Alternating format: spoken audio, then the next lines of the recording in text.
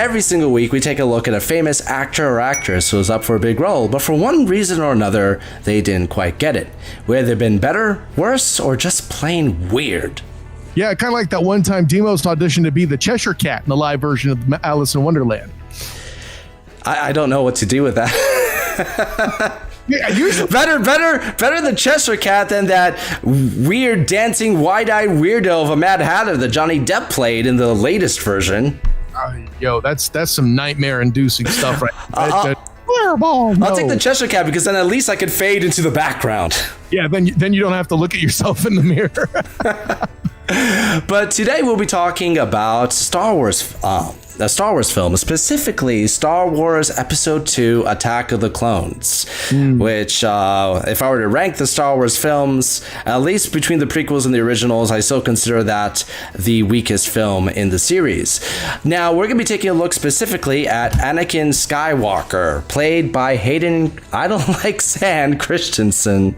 I always felt bad for this actor and the lines that he was given and the droll direction given by George Lucas. I think he gets a lot of unnecessary crap for this character.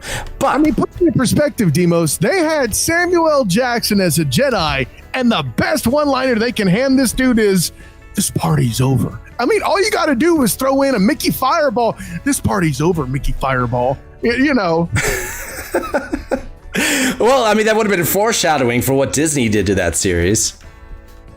That's true. But would you have felt better? History, Demo. Would you have felt better about Attack of the Clones and Revenge of the Sith if, one, Leonardo DiCaprio played Anakin Skywalker? You know, normally when we've done this in the past, I'm usually not quite this trite, but I could best answer that in only one expression. Duh! Are you kidding me? Listen, say what you want about DiCaprio. Even at that point, I know he was probably in his 40s by then. He's in his 50s now. Dude still looks like he's younger than me by a long shot, okay? He must be taking the same injections Tom Cruise takes. Like, here's a pop quiz, Demos. More timeless, young-looking dude, Leonardo DiCaprio or Dick Clark, okay? That's a tough one. Right?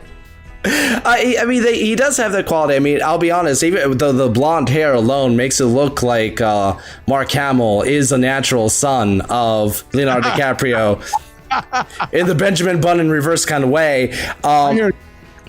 But Leo would have killed it. I think that he's a great actor. However, I don't know if the film would have been necessarily better off with him. I think that one of the aspects of Luke Skywalker, as played by Mark Hamill, and even Anakin Skywalker, is that you want to cast a relative unknown for that role. Hayden Christensen wasn't a very, very big name, so he kind of became that role. Leonardo DiCaprio, if I were to watch that film, I would be thinking instantly, that's Leonardo DiCaprio in this film. Not to say that Leo doesn't disappear into his roles, but the types of roles that he picks aren't necessarily big popcorn action adventure films. No, the closest popcorn thing he could be associated with, in my opinion, would either possibly, I mean, certainly Titanic's the answer. The next in line being, I don't know, Django? Like, he's not in a whole lot of popular stuff like that. I completely understand that point of view, Demos. However, let me put it to you this way. This isn't, you're treating it like it's Harrison Ford popping up in E.T. Like, no, he's not just the principal. You could argue the lead man in that particular movie, or one of them if you're like me and think Obi-Wan is actually the main character of the prequels, right? But I think that's a major enough character. This is Darth Mickey Fireball Invader here, okay? You can pull in a big name guy.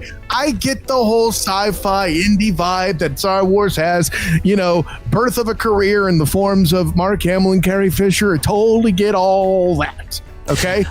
But I feel like that's a big enough role where you could pull in a big name, and I'll see that and raise you this, Demosthenes. The fact that a big name guy like Leo might have garnered somebody to do a little better job of writing, but then again, I can't sign off on that fully because I just made the point I did about Samuel L. Jackson and one-liners. So there you go. Hey, Harrison Ford could barely pull that off. I think that Leonardo DiCaprio would have had the same friction with George Lucas that Harrison Ford did when they made the original Star Wars, when he said something akin to, you can write this stuff, but you can't say it. When you look at the behind-the-scenes making of for Attack of the Clones, you'll see a couple of instances where Hayden Christensen actually got emotional, and he got really, I don't know necessarily emotional, but he became, he said he played the role in a much more interesting way, and then you'd have George Lucas come in and say, I'll actually say, be a little bit more subdued. It was basically directed to be more wooden. Is there any way you could suck more? Is that what if I turn on a vacuum cleaner in the next room, could that inspire you to suck a little bit? I mean, the only person that came out of that trilogy, the prequel trilogy, retaining any kind of color or personality, with the exception of Ian McDiarmid, it was Ewan McGregor. And even some of his lines were pathetic. Well, and I mean, it's interesting when you have, listen, first of all, I think you and I both know if it were available in the Star Wars universe, Obi-Wan would be token. In weed, I mean, not like, else wild. No, like he'd definitely be hitting the ganj. Not that that's a problem, but I could see that. But more, so if he's not always delivering poet laureate zingers, it's because he's hot. But I don't. I see where you're going, but I mean, listen, you basically got, Ringo Starr accent, trying to knock out big one-liners. It's not as effective as saying, having Samuel L. Jackson, for example. One-liners such as, hello there, and good job. You're there. Well done. Yeah. I can't make fun of it too much because everybody remembers hello there. The Star Wars, the series that has such memorable lines as "Hello there, it's a trap." It's a trap. Hey, you leave Admiral Ackbar alone, you son of a. I know. I will end you, Demos. But I think that Star Wars in general, the films tend to benefit a little bit more from casting unknown or actors with less exposure in the main roles, and then casting the A-listers for the sub characters, such as Alec Guinness as Obi-Wan, or Peter Cushing as Tarkin, or even Samuel L. Jackson as Mace Windu. But even, I mean, once again, I think it would come down to the directing and the script, and even at that point, I don't know if Leo, would even interest him. I mean, he was considered for the role, but I can see why he may have, if he was offered, he'd walk away, because it would just be so evident, especially with him. It would be so evident. He would highlight the failure of the script writing. Right. No, I agree with that too. And well, let me ask you this: is there any way? I would assume not, but like, Leo takes the meeting, let's say, and he reads the script, and he's like, "Listen, I love the concept. This dialogue needs work." Like, what would happen?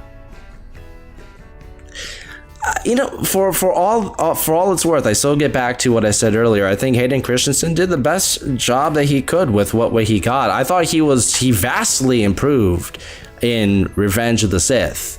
Well, the bar was set pretty low too. Let's be honest. It also helps. That tends to be I think universally accepted as the best of the prequels.